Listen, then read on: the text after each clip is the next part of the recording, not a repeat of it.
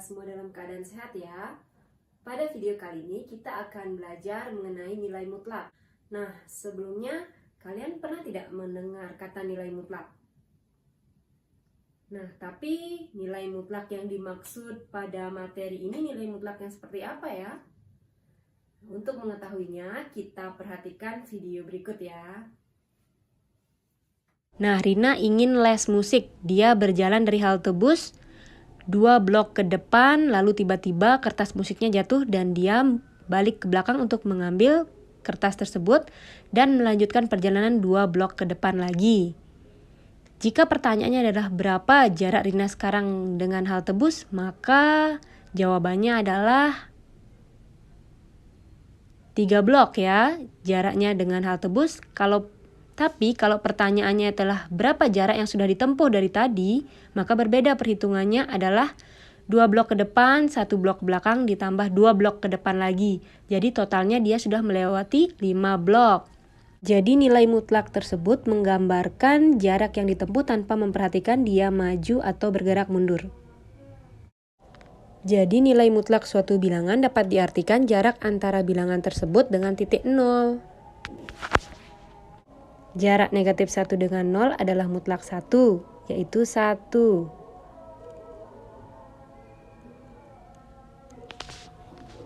Ini lambang mutlak ya. Ini dibaca mutlak 4. Mutlak 4 nilainya sama dengan 4 karena jarak 4 ke 0 adalah 4.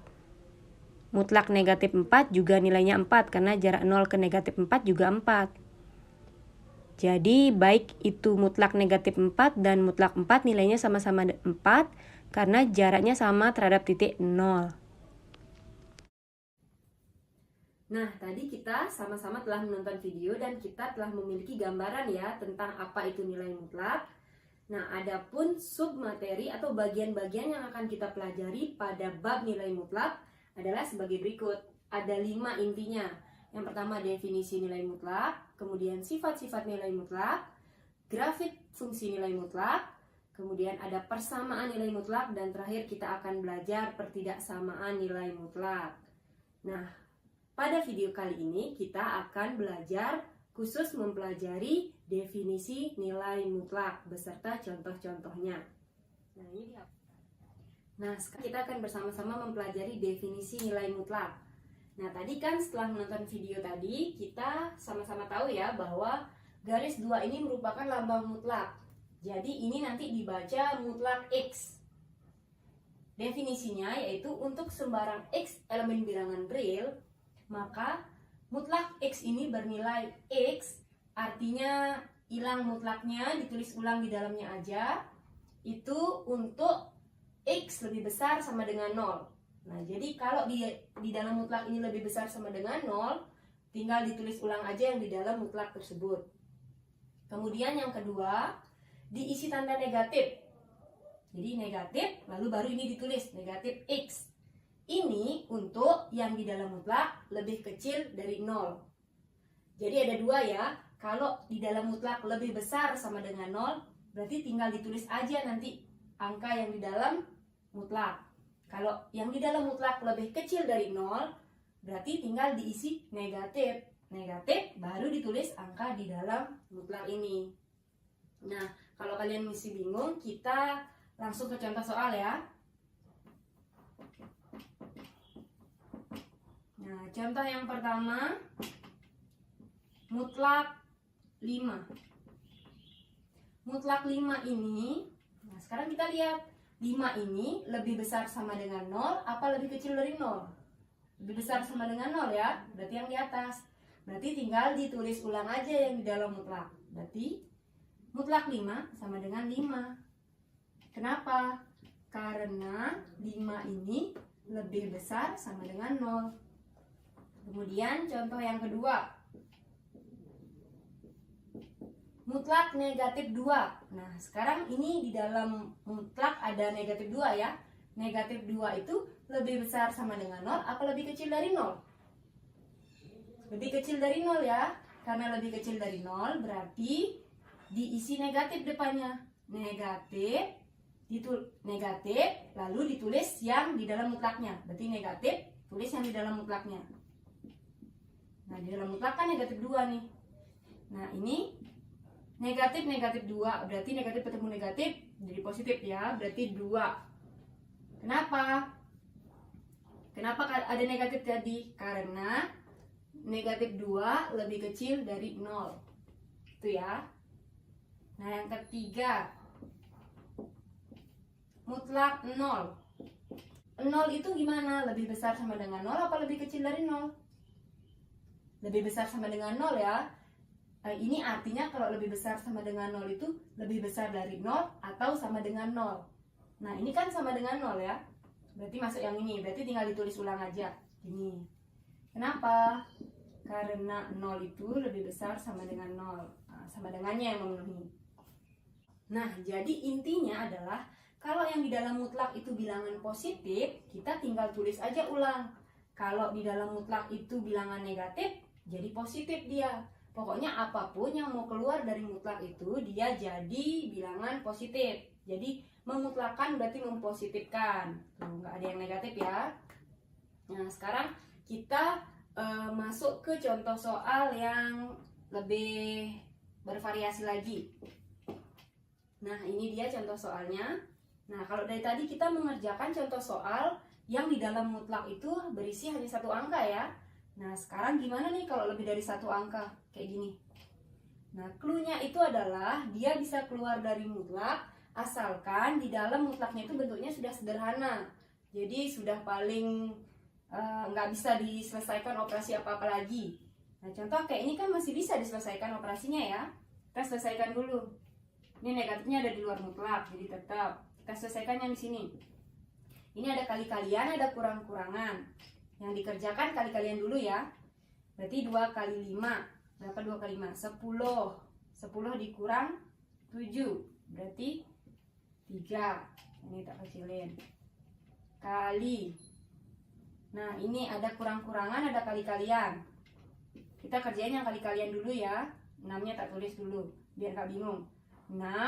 Ini negatif 2 kali 4. Berarti negatif 8. Tuh, kayak gini ya. Ini negatif. Nah, ini yang di dalam mutlak sudah 1 angka. Sudah 3. Berarti 3 mau keluar dari mutlak. Karena 3 sudah positif, berarti tetap 3. Kali. Ini belum bisa dikeluarkan dari mutlak, jadi harus disederhanakan dulu. 6 dikurang 8, negatif 2. Nah, ini tetap negatif 3 kali negatif 2 keluar dari mutlak, berarti jadi 2 ya. Berarti negatif 3 kali 2 hasilnya adalah negatif 6.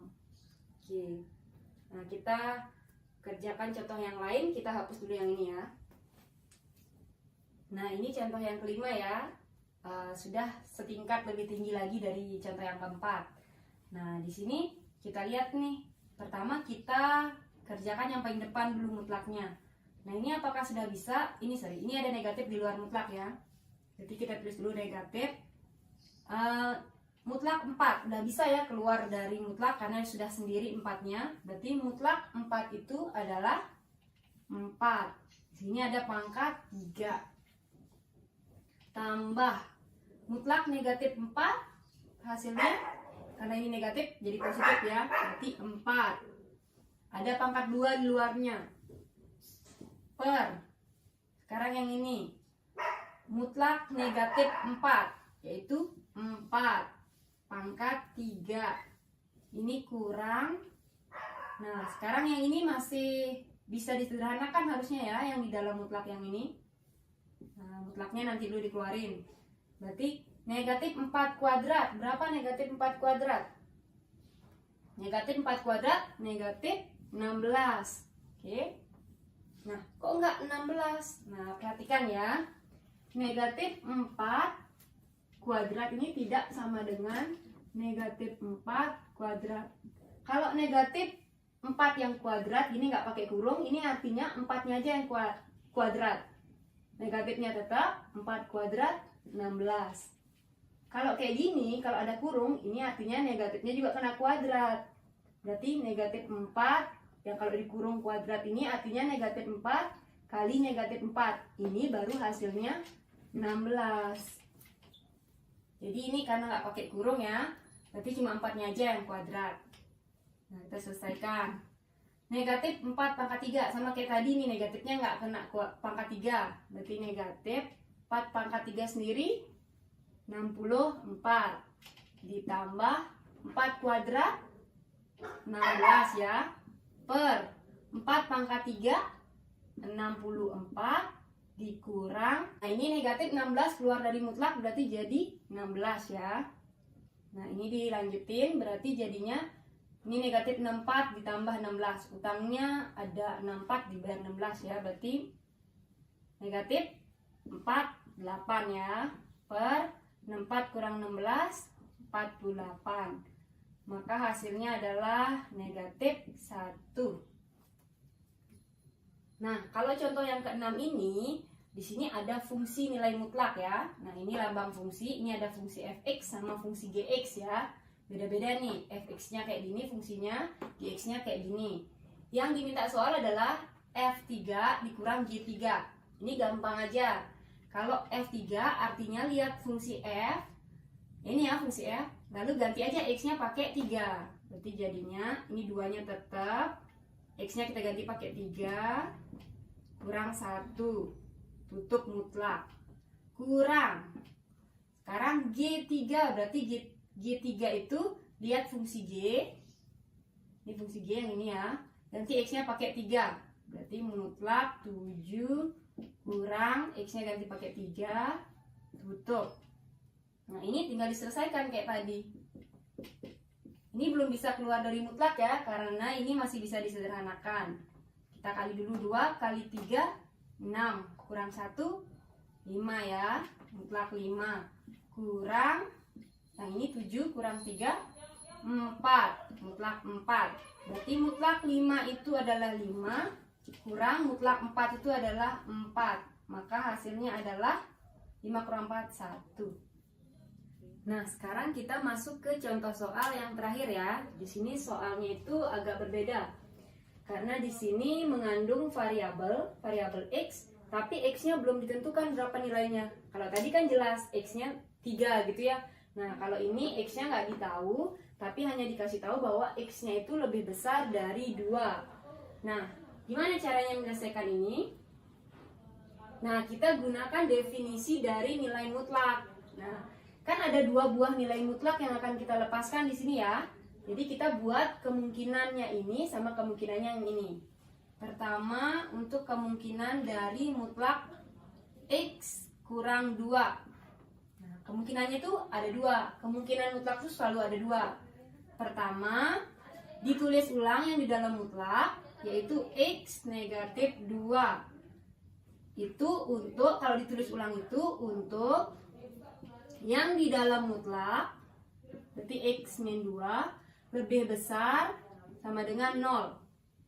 Kemudian kemungkinan yang kedua, diisi negatif depannya, berarti negatif buka kurung x kurang 2 kayak gini ya. Ini digunakan untuk x min 2 lebih kecil dari 0. Nah, ini kita bikin x-nya berdiri sendiri dulu. Ini berarti x lebih besar sama dengan 2, yang ini x lebih kecil dari 2. Nah, kayak gini ya. Ada 2 kemungkinan. Satunya ditulis ulang, satunya itu diisi negatif. Kenapa ini x min 2? Karena yang di dalam mutlak x min 2. Kalau tadi kan definisinya itu yang di dalam mutlak itu cuma x. Berarti kan x ya. Nah, selanjutnya ini kan yang mutlak yang pertama. Kemudian mutlak yang kedua sekarang kita cari kemungkinannya.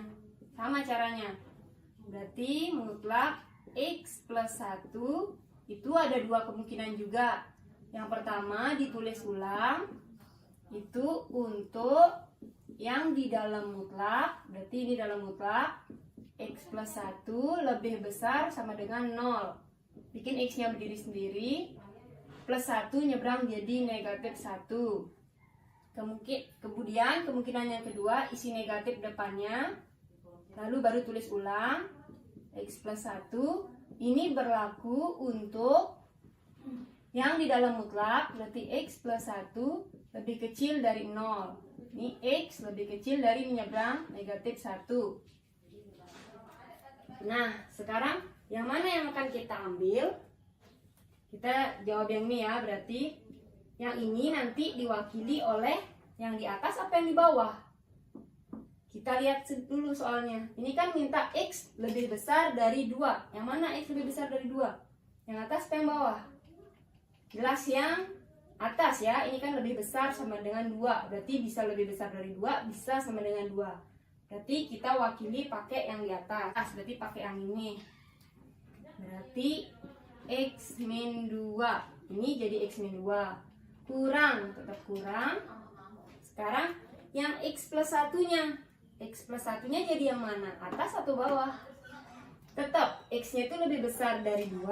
Yang mana X lebih besar dari 2? Yang atas ke bawah? Nah ini kan nggak ada angka 2 ya. Kalau kalian bingung caranya, kalian ambil saja satu angka yang memenuhi X lebih besar dari 2. X lebih besar dari 2 kan? 3 contohnya ya. Kita masukin 3. Kemana dia memenuhi? 3 lebih besar sama dengan 1 atau 3 lebih kecil dari min 1. Yang memenuhi itu yang di atas ya. 3 lebih besar sama dengan negatif 1 ya. Berarti kita ambil yang atas juga. Berarti jadinya jangan lupa isi kurung karena di sini kan ada tanda negatif depannya. Berarti X plus 1. Nah, selanjutnya ya tinggal diselesaikan aja biasa. Berarti X kurang 2. Ini jangan lupa negatifnya masuk ke dalam. Ini negatif X negatif 1. Nah, X dikurang X habis ya. Negatif 2, ini negatif 1, berarti ada negatif 3. Nah, di sini kan kebetulan ya X-nya habis. Misalnya nanti kalian mengerjakan soal masih mengandung X ya nggak apa-apa. Jadi bisa aja kalau masih mengandung X. Nah, demikianlah penjelasan Ibu mengenai nilai mutlak. Semoga kalian semua bisa paham ya dengan penjelasan yang tadi. Tetap semangat belajar dan sampai jumpa di video-video